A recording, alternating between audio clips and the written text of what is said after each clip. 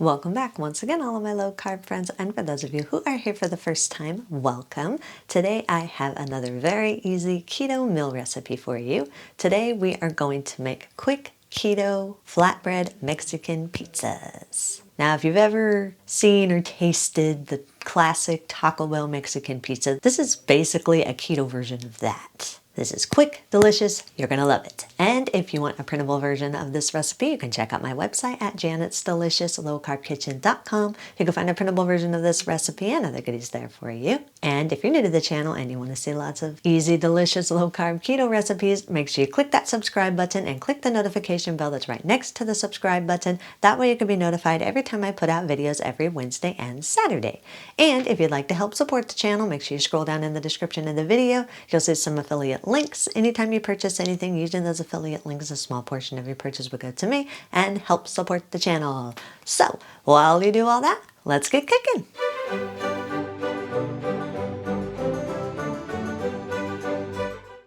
Preheat your oven to 375 degrees.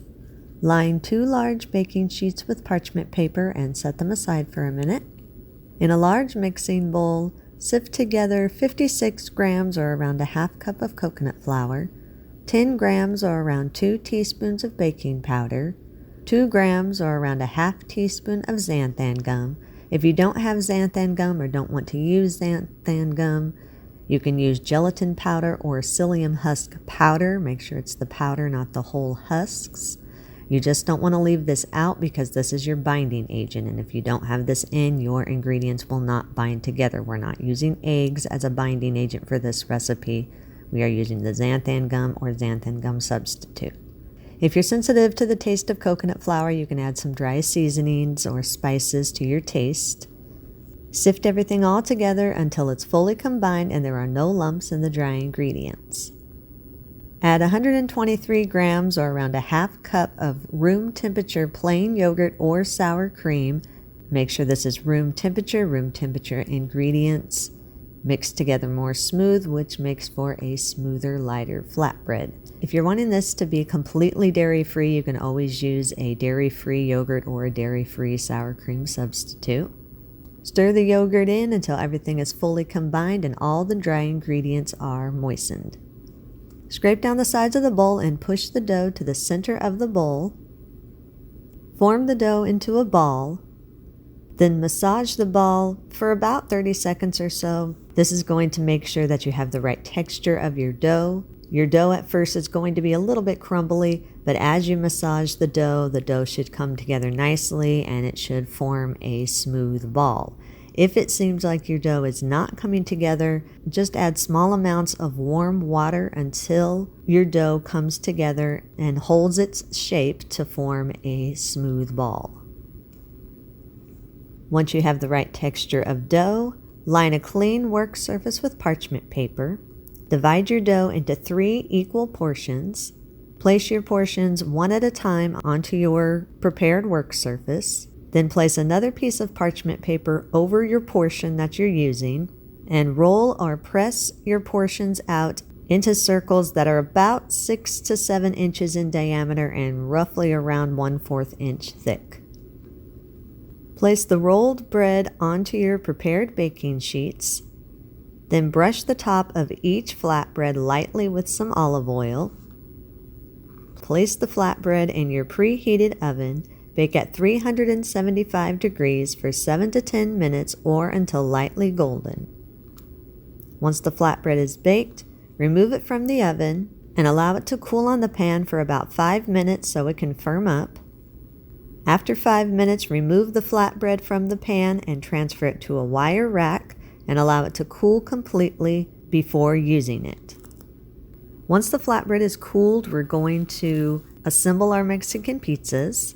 Preheat your oven to 400 degrees. Line 2 large baking sheets with parchment paper. Take your cooled flatbread or the flatbread of your choice, whatever flatbread you decide to use. If you don't want to use this one, you can use any flatbread. Place the flatbread onto your prepared baking sheets and brush it lightly with some olive oil. Then place the flatbread into your preheated oven and bake at 400 degrees for 3 to 5 minutes or until the flatbread is browned a little bit. This is just going to help firm your flatbread up a little bit so that when you add your toppings, it won't get all soggy and nasty. After your flatbread has browned a little bit, remove it from the oven and leave it on the pan while you assemble together the toppings of your Mexican pizza. In a medium mixing bowl, combine 454 grams or around 1 3/4 cup of the keto refried bean substitute of your choice. I'll leave a link in the description to my keto refried bean substitute. Add 324 grams or around 1 1/4 cups of the salsa of your choice. Stir the refried bean substitute and the salsa all together until everything is fully combined. Top each flatbread with about 2 tablespoons of the salsa of your choice and spread it evenly across each flatbread. Scoop out about 1/4 cup of the bean and salsa mixture and spread it evenly over the salsa. You can adjust however much you want of the mixture, more or less, according to your preference. I like to leave a little bit of space around the edges because I usually just pick it up and eat it and don't use a fork, but it's up to you if you want to put the toppings all the way to the edge. Just make sure it's spread nice and even. Sprinkle your desired amount of the shredded cheese of your choice over the bean and salsa mixture. I'm using shredded Colby cheese. You can use whatever cheese you want. Just again, make sure it's evenly spread over the bean and salsa mixture. Top the cheese with about 1/4 cup of cooked shredded chicken or the meat of your choice and spread it evenly over the cheese. If you want to, you can add some other toppings on top of your meat. I'm just adding in a few olives. But if you want to, you can sprinkle some green onions or some lettuce or tomatoes, whatever toppings you want on your Mexican pizzas, go for it. Once you have your Mexican pizzas all assembled, place them on your lined baking sheets and bake in your preheated oven at 400 degrees for 8 to 10 minutes or until the cheese is melted and the toppings are heated through. Once the Mexican pizzas are baked, remove them from your oven. Allow them to cool on your pan for about 3 to 5 minutes just so you don't burn your fingers and so the toppings can settle in well. Place the Mexican pizzas on the serving platters of your choice. And if you want to, again, you can top with some extra toppings. I like to just put some sour cream on the top, but add some extra salsa or guacamole or chopped tomatoes, whatever kind of taco type toppings you want to put on top of there, that is up to you.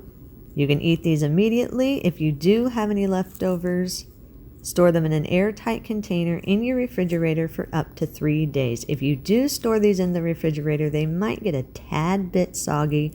If they do, just pop them in your oven at 400 degrees for around 3 to 5 minutes or until they're heated through. Eat and enjoy. And that's our recipe of the day. I hope you enjoyed it. If you did and you want to see more videos like this, make sure you click that thumbs up like button, click that subscribe button, leave me a comment if you want to. Let me know if there's any recipes that you'd like to learn how to make and I'll do what I can to get those out there for you. And as always, keep cooking.